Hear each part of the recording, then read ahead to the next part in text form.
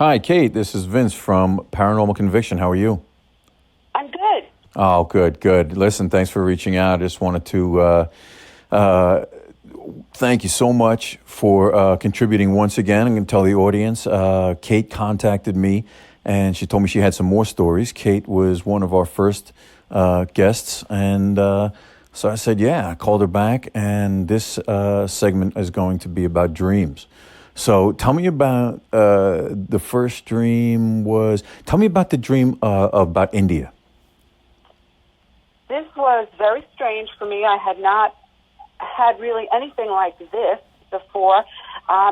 In my family, dreams are very important. We just always paid attention to them. We talk about them and everything.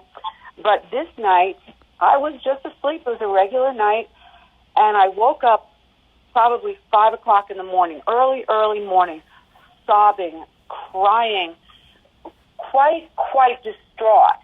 And my husband said, "What is the matter?" And I couldn't really even talk for a while. I still remember the feeling of despair and distraught. And what I had dreamt was of a big flood. I didn't see it come. It just was happening. And there were people and cows. I remember cows, all as far as I could see, just floating dead, drowned in the water with people. And there, as far as the cows couldn't get out because it was as far as the eye could see in any direction. And somehow I didn't know where it was, but it seemed to be India. It didn't seem to be like an American ranch with a lot of cows.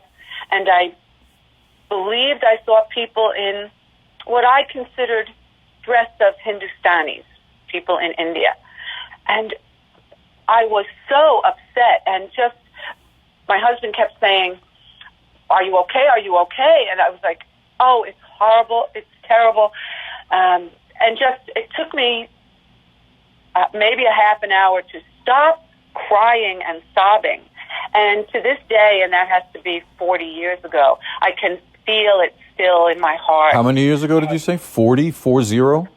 Yes, 40 Wow. years ago. And you could still feel it the same way. I can feel it when I speak of it. It was just terrible. And so my husband didn't know what to do. I didn't know what to do. I didn't know what this was. And 2 days later, the news came on, and it was a devastating flood in India. And there was the exact picture that I had seen. I think it was helicopters, maybe, flying over this vast expanse of flood with the cows and people drowned in it. And I said, "Oh, my goodness." It was so real that to this day, I wonder if it is time travel or what it is. I have no idea. But that was something that, again, I had a witness to. Right. And did you say to him, that's what I dreamt? Yes. I said, that's what And he was like, he looked at me and he remembered how upset I was and said, "And what is there to say?" Except, right? Whoa. You're like, yeah. You dreamt. You're like, what? Well, no, I mean, yeah. You told him when you woke up and he saw that. He must have been like, "Oh my God!" But how big for was? Half an hour. Yeah. How big was it in the world? Was it just like in the news in passing, or was it like everyone was just like, "Oh my God!" Like, was it biblical? Yeah. It was a devastating flood. I believe, if I remember correctly, that it was along the lines of the tsunami in Indonesia. Right. If you remember that, Yeah. It was December 27th or something. I don't know. I don't remember. Yeah, it was like the day after Christmas or something like that. So the way the world knew it was the way the world knew about that flood. Is the way I remember it. Right. And so, so at that point, did you think like at all, okay, maybe I'm psychic? Or was that even a thought or You definitely have to wonder, how did I know this? You can't help but wonder. It was very disturbing. Right, and you try to think like different ways, like out. to practice, like, ooh, if I do this, maybe I can do it again. You start like, I didn't want to necessarily do it again. I wasn't looking to ever do it again. I was distraught. This was a terrible. Well, yeah, I mean, no one wants to see a horrible thing, but Right. maybe you can see some good stuff. All right, so go ahead and then tell me about the other dream. Okay. This was at least 10 years before that, and the man who's my husband. So what, is it going back 50 years? 50?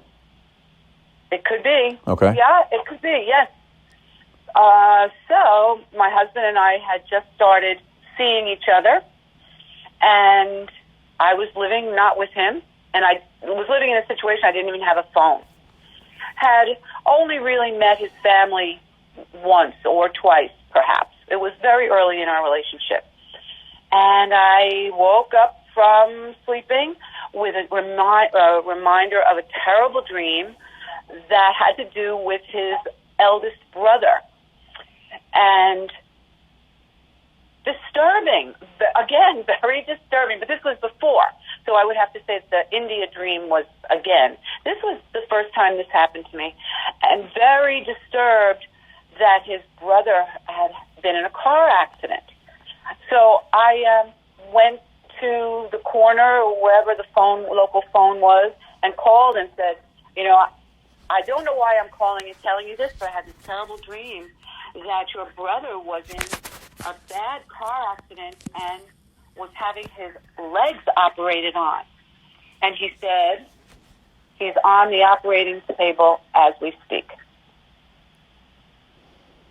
Wow. Did you just like cry, like, oh my God?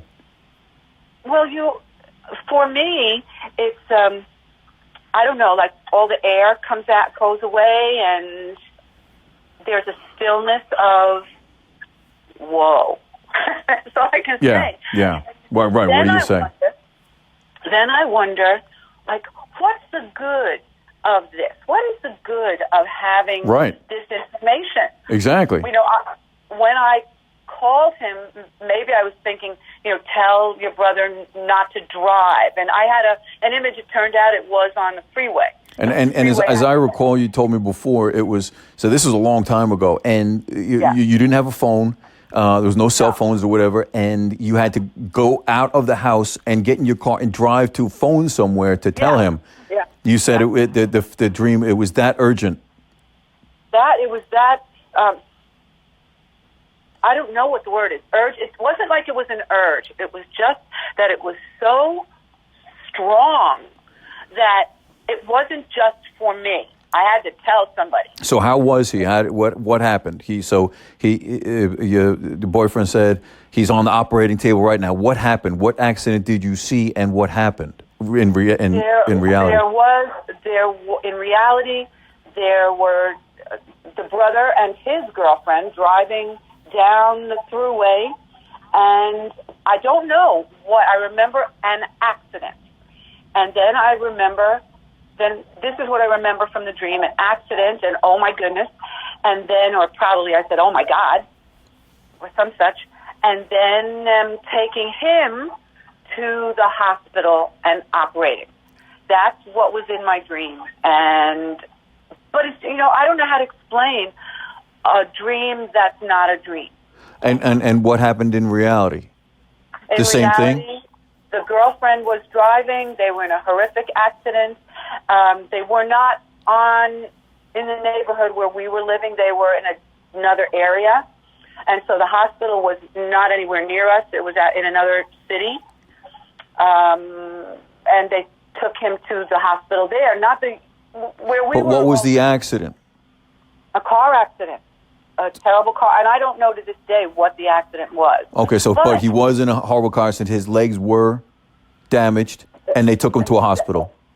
So he was operated on, and enough that he had to go back and live with his parents, because I remember the day they brought him home. And that's where your dream ended? Was just that he was being operated on?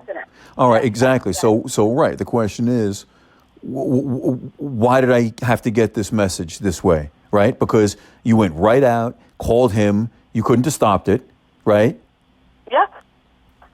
It's all right. Yeah. Why did I? What's don't the? know. What's And the?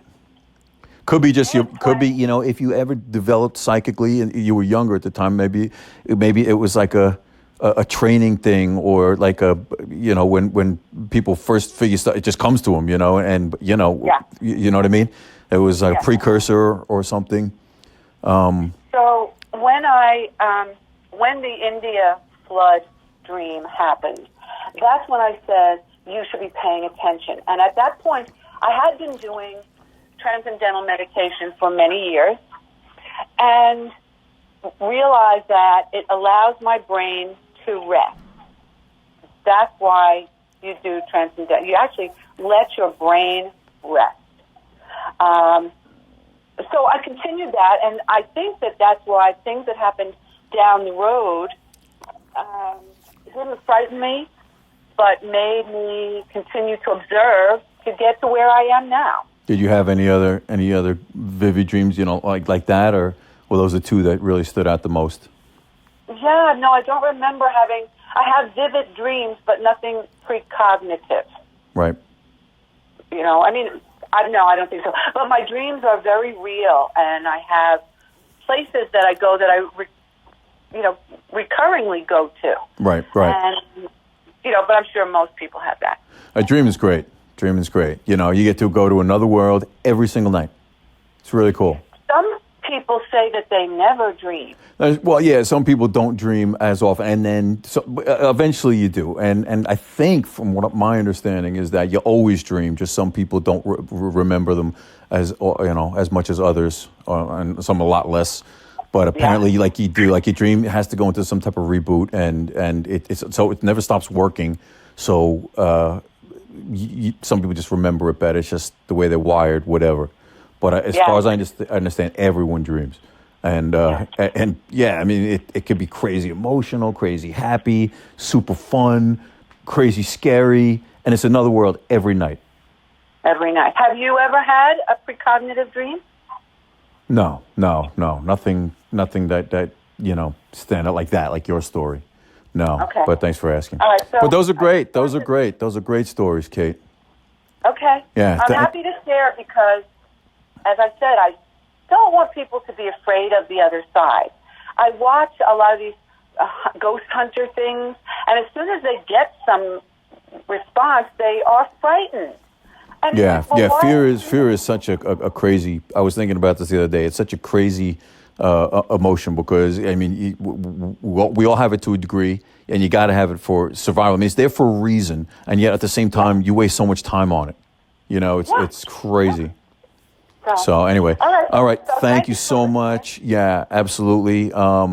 If anything else, you remember comes up, feel free to contact us again, and I'm sure the audience will love this one as well. Be well. Okay. Thank you so much, Kate. Bye. And I would like to thank everyone in the audience for joining us. And if you have had a paranormal experience you would like to share, please email paranormalconviction@gmail.com. And we'll see you next time.